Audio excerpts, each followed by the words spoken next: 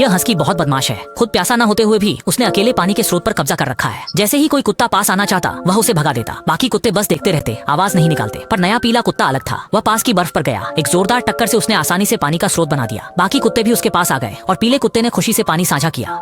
यह देख हस्की बहुत नाराज हुआ। यह हरकत उसकी सत्ता को चुनौती थी। टहुआंग को परवाह नहीं थी। वह एक अमीर का पालतू कुत्ता था जो रोज तोड़फोड़ करता था। उसकी ज्यादा ऊर्जा के कारण कस्बे वाले उसे शैतान कहते थे। आज अमीर का जन्मदिन था। नौकरों ने मेज पर स्वादिष्ट पकवान सजाए थे पर कोई बैठा नहीं था। पार्क ने ललचाकर जीभ छाटी और सीधे इन तैयार व्यंजनों को घूरने लगा। अमीर परिवार की तस्वीर लेते समय कुत्ता चिकन लेग लिए धीरे से मालिक के पास बैठ गया। सबने चिकन लेग देखा और अनहोनी की आशंका हुई और जैसा सोचा था शानदार जन्मदिन की दावत बर्बाद हो गई। मालिक बेबस था पर बक ने उसके लिए एक चिकन लेग छोड़ दिया। कुत्ते की गलती की सजा के लिए अमीर मालिक ने उसे बाहर रखा। विराम बक की यह पहली रात थी घर के बाहर, पर मालिक नहीं जानता था कि यह आखिरी विदाई होगी। विराम रात के अंधेरे में चोर ने उसे खाने का लालच देकर गाड़ी में डाल लिया। भोला कुत्ता लालच में फंस पिंजरे में बंद हो गया। बक छटपटाया पर छूट न सका। पिंजरे की दरारों से पता चला कि माली ने उसे कुत्ते के व्यापारी को बेच दिया था। परिचित जागीर को दूर जाते देख बक को बहुत पछतावा हुआ। कुत्ते के पिंजरे को ट्रेन में लाद दिया गया। कई हाथों से बिकने के बाद वह अंततः सबसे उत्तरी बर्फीली दुनिया में जंगल के छोर तक पहुंच गया। स्कागवे, अलास्का।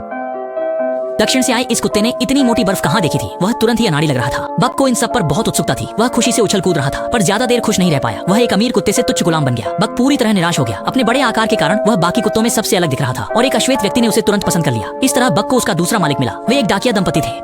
शुरुआत में मालकिन नाखुश थी क्योंकि उतने ही पैसों में 2 स्लेज कुत्ते आ सकते थे। ऊपर से ये अनुभवहीन भी था पर वो नहीं जानती थी कि यही कुत्ता आगे चलकर बार बार उसकी जान बचाएगा। टीम में नया बक पट्टे से चिढ़ता था और पहले दिन लड़खड़ा रहा था। जैसे तैसे साथ हुआ तो खरगोश के पीछे भागकर पूरी टीम को पहाड़ी से नीचे गिरा दिया।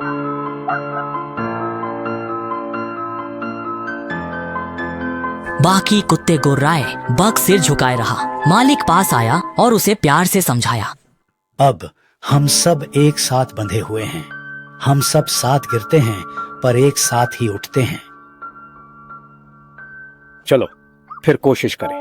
मालिक के लगातार प्रोत्साहन से बक हर दिन थोड़ा बेहतर होता गया पर रोज के भारी काम से वह जल्द ही कुत्ते की तरह थक जाता था। बाद के दिनों में बक काफी शांत हो गया। हालांकि मुखिया कुत्ता इरहा उसे अक्सर तंग करता था। फिर भी ज्यादातर डाक पहुंच जाती थी। एक दिन बक ने देखा कि इरहा अपनी हैसियत का फायदा उठाकर दूसरे कुत्तों का खाना छीन लेता था और जिन कुत्तों का खाना छीना जाता था वे गुस्से में कुछ कह नहीं पाते थे, बस सिर झुकाकर उदास रहते थे। नीडर बक ने अपना खाना उसे दिया और बिना मुड़े चला गया। इस नेकी से बाकी कुत्तों की सोच बदल गई। जल्द ही बक स्लेज कुत्ता बना और दौड़ने से उसका आत्मविश्वास बढ़ा। अब वो इंसानों के बजाय कुदरत में खुद के लिए जीना चाहता है।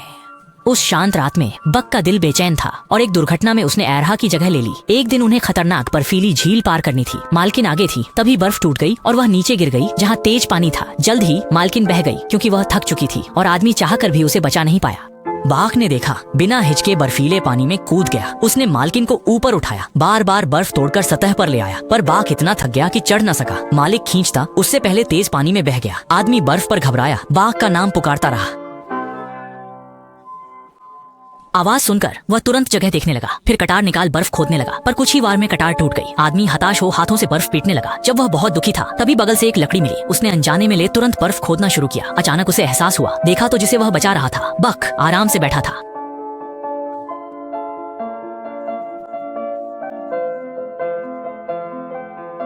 दूर खड़े हस्की ने यह देखा तो गुस्से से भर गया। बक को नापसंद करने वाली मालकिन ने उसे एक चिकन लेग दिया और कहा, अब मैं भी ऐसा करता हूँ। कहकर वह मुड़ गया। हस्की ने देखा और मुकाबला तय किया। उस रात बक ने खरगोश पकड़ा पर उसे छोड़ दिया। खरगोश भागा भी न था कि हस्की ने उसे मार डाला। यह बक को चेतावनी थी। फिर वह सीधा बक की ओर बढ़ा क्योंकि आज फैसला होना ही था। कुर्राते हस्की के सामने बक ने डर दिखाया। जल्द ही हस्की ने हमला कर दिया। हालांकि बक दोगुना बड़ा था पर शहर के पालतू कुत्ते को लड़ने का अनुभव नहीं था। कुछ ही वार में बक कमजोर पड़ गया। हस्की ने उसकी गर्दन कई बार पकड़ी और उसे बेहोश कर दिया। एरहा अब भी उद्दंड है। बक का मजाक उड़ाया। फिर साथियों के पास दबदबा बनाने गया पर वे एरहा के पास रुकने के बजाय चले गए। वे बक को उठने के लिए उकसाते रहे। कुछ ही पलों में बक खड़ा हो गया। आंखों में नई चमक और जंगलीपन जाग उठा। हस्की फंस गया था। उसने फिर हमला किया। बक ने बचकर उसकी गर्दन दबोची, उसे उठाया, पटका और कुचल दिया, सब एक साथ।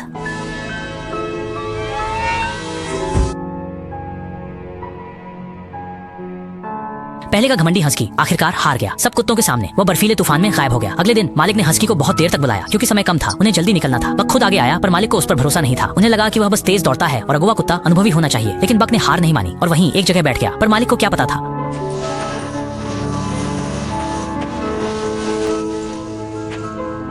पहले एक अनुभवी कुत्ता आया पर बक को गुस्से में देख उसने पट्टा नहीं पहना और जमीन पर अड़ गया। मालिक ने मजबूरन बक को लीडर बनाया पर बुदबुदाया कि अब 2 दिन की देरी होगी। बक आगे खड़ा हुआ और मालिक के आदेश पर कुत्ते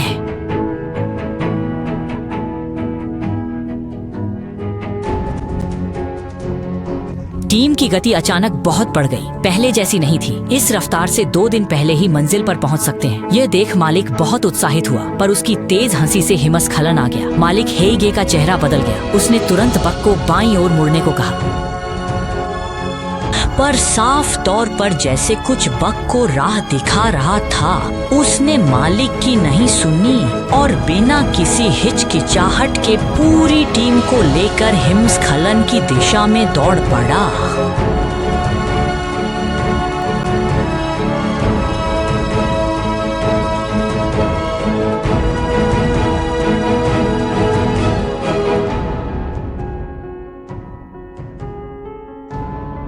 बक के नेतृत्व में वे हिमस्खलन से बच निकले। सूरज ढलने तक स्लेज टीम मंजिल पर थी। पूरा शहर उनका इंतजार कर रहा था पर उनका आना कुछ खास था। शाम को बक और मालिक सड़क पर आए। लोगों को चिट्ठियां पाकर खुश देख मालिक ने उसे बताया, देखो बक, हम सिर्फ डाक नहीं पहुंचाते, हम जिंदगियां ले जाते हैं, हम उम्मीदें ले जाते हैं, हम प्यार ले जाते हैं।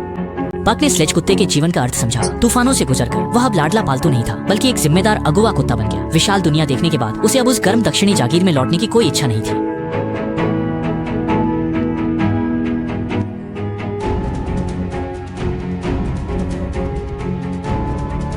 अगली सुबह वे चिट्ठियां लेकर निकलने ही वाले थे, तभी एक बूढ़ा लिफाफा लिए भागा आया। बक ने उसे देख तुरंत रोका। जाने से पहले एक और के लिए वक्त है, तुम्हें देर हो रही है। असल में आज बेटे का जन्मदिन है और पत्नी को ये याद भेजनी है। वहीं आना चाहिए था जहां हम थे। शब्द ढूंढने में वक्त लगा।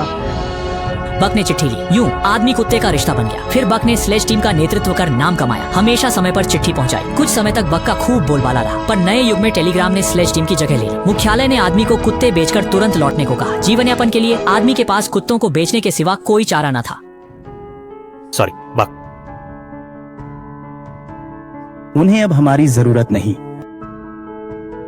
मैंने देखा कि तार यहां पहुंचेगा। डाक भेजने का नया तरीका। अब तेरी टीम, तुम्हारी बड़ी यात्रा अभी बाकी है। अंत में डाकिया जोड़ा रोते हुए चला गया। बक समझ गया कि उसे फिर से बिछड़ना होगा। जल्द ही उसे नया मालिक मिला जो एक स्वर्ण खोजी था। लोहे की छड़ी देख बक को बुरा अंदेशा हुआ। जमी गाड़ी और भारी बोझ भूखे कुत्ते खींच न सके पर मालिक ने उन्हें आलसी समझा। जब आदमी बक को मारने के लिए छड़ी उठाता है तो उस दिन का बूढ़ा आदमी सामने आ जाता है। उसे कुत्ते को चोट पहुंचाना गवारा नहीं था तो उसने लकड़ी की छड़ी से जमी हुई स्लेज को खोला और आदमी को बताया कि सब कुछ जम गया है। स्लेज कुत्ते ऐसे बिल्कुल नहीं खींच पाएंगे। उन्हें वसंत में बर्फ पिघलने तक रुकने को कहा, लेकिन वे लोग सिर्फ सोने के बारे में सोच रहे थे। बिल्कुल नहीं सुना और सीधे स्लेज टीम के साथ निकल पड़े। जैसा सोचा था, आधे रास्ते में जमी बर्फीली चढ़ाई पर चलना मुश्किल था। कुत्तों ने पूरी जान लगा दी पर जल्द ही एक बूढ़ा कुत्ता गाड़ी समेत ढलान पर फिसल गया। शुक्र है बक ने कसकर संभाला। फिर भी सोने के शिकारी को लगा कुत्ते आलसी हैं। उसने चाबुक से उन्हें पीटा। दूसरे कुत्तों को सताते देख बक को बस चलते रहना पड़ा। पिघलती बर्फ देख बूढ़ा बक के लिए चिंतित था। उसे खोजने निकल पड़ा। स्लेज टीम पूरी ताकत से खड़ी ढलान पर चढ़ गई पर बक थक चुका था। टॉजिंग ने उसे बेकार समझकर बिना झिझके बंदूक निकाली और बक पर तान दी। ठीक उसी नाजुक पल में बूढ़ा आदमी समय पर आ गया। नदी की बर्फ अभी टूटने वाली है मूर्ख। वह कुत्ता तुम्हारी जान बचाने में मदद कर रहा है। बूढ़े ने ताओ जिनके को धकेला। आदमी की प्रेमिका के समझाने पर ताओ जिनके बक को छोड़ने को तैयार हुआ और बाकी कुत्तों के साथ निकल पड़ा। सभी कुत्ते बक को अनिच्छा से देख रहे थे क्योंकि वे जानते थे कि यह शायद उनकी आखिरी मुलाकात थी। आखिर में बक को बूढ़ा ले गया। कुछ दिनों की देखभाल के बाद बक जागा और जान गया कि बूढ़े ने उसे बचाया। पर जब वह दरवाजे पर गया, बूढ़े की बात सच निकली। सामने की बर्फीली नदी पिघल चुकी थी और उसके साथी शायद मर गए थे। बक केवल आसमान की ओर देखकर चिल्लाया, प्रार्थना की कि उसके साथी इस आपदा से बच सके। जल्द ही बूढ़ा शराब खाने आया, फिस्की मांगी और ताऊ झिंके से मिला। बूढ़े को देखते ही ताऊ झिंके का चेहरा गुस्से से भर गया। दरअसल बूढ़े के बक को ले जाने के बाद बाकी कुत्ते भी भाग गए थे, जिससे उसे सोना खोजने में देरी हुई। ताऊ झिंके ने इसका सारा दोष बूढ़े पर मढ़ा और उसे झगड़ने लगा। शुक्र है बक समय पर पहुंच गया और बूढ़े को बचा लिया। घर आकर बूढ़ा चूल्हे के पास बैठा उदास आंखों से तस्वीरें देख रहा था और चुपचाप शराब पी रहा था। बक से देखा न गया, उसने गिलास गिराया और चुपके से बोतल ले गया। अरे बक, अब तुम क्या करने वाले हो?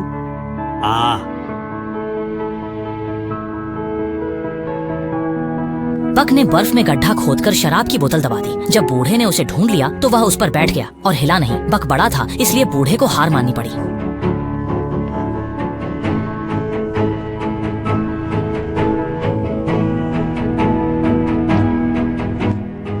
उसका जन्मदिन है।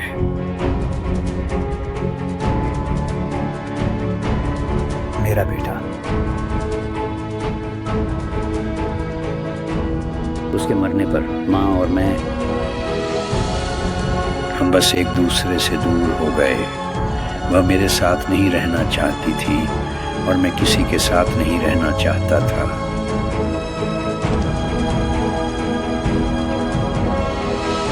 मैं यहाँ आया। बक बूढ़े के पास बैठ गया, ऊपर तारों को देखते हुए। एक आदमी और एक कुत्ता एक दूसरे से सटकर बैठे थे। शायद यही बूढ़ा आदमी और स्टारबक्स है। अगली सुबह कुत्ते के जागने के बाद बूढ़े ने तुरंत एक नक्शा निकाला और उसे बक के सामने फैला दिया। नक्शे पर एक ऊंचा पहाड़ चिन्हित था। उसके बेटे का सबसे बड़ा सपना एक साहसी बनना था, दुनिया के दूसरे छोर पर जाना और ऐसी जगह देखना जहाँ कोई नहीं गया था। बेटे को लगता था कि यही असली रोमांच है। अब बूढ़े का जीवन लक्ष्य था बेटे की अंतिम इच्छा पूरी करना, दुनिया के छोर के पहाड़ पार कर सुनहरी नदी खोजना। हम और तुम दोनों जा सकते हैं। चलो देखते हैं कि बाहर की दुनिया में क्या कुछ है। आप क्या सोचते हैं? तो बूढ़ा बक के साथ दुनिया के छोर की ओर निकल पड़ा। वे मछलियों से भरी नदियों से गुजरे। दिन में पक्षियों के झुंड ऊपर रास्ता दिखाते और रात में जुगनू बगल में रोशनी करते। तेज झरनों को पार कर वे आखिरकार दुनिया के दूसरे छोर पर पहुंचे, एक ऐसी जगह जहां इंसान कभी नहीं गया था। बक के मार्गदर्शन में उन्हें एक परित्यक्त लकड़ी का घर मिला। शहर के शोरगुल से दूर रहने के लिए बूढ़े ने वहीं बसने का फैसला किया। उसने कमरा ठीक किया। अगले दिन नहाते समय बूढ़े को नदी में सोने का बड़ा टुकड़ा मिला। पता चला कि किंवदंती सच थी, दुनिया में सचमुच सोने की नदी है। बक भी सोने की तलाश में झुक गया। हालांकि उसे बड़े टुकड़े मिले। बूढ़े ने बताया कि इस रंग का ही सोना होता है। हालांकि कुत्तों को सिर्फ काला सफेद दिखता है। फिर भी अगले ही पल उसने मुट्ठी भर सोना उठा लिया। लेकिन बूढ़े के अनदेखा करने पर बक ने सोचा कि उसने गलत चीज उठाई है और उसे फेंक दिया। जब तक उसे लगभग उतना ही बड़ा टुकड़ा नहीं मिला, तब तक वह गर्व से उसे बूढ़े के बर्तन में ले आया और प्रशंसा का इंतजार करने लगा। तभी दूर से एक सफेद परछाई गुजरी। क्या वह देख रही है?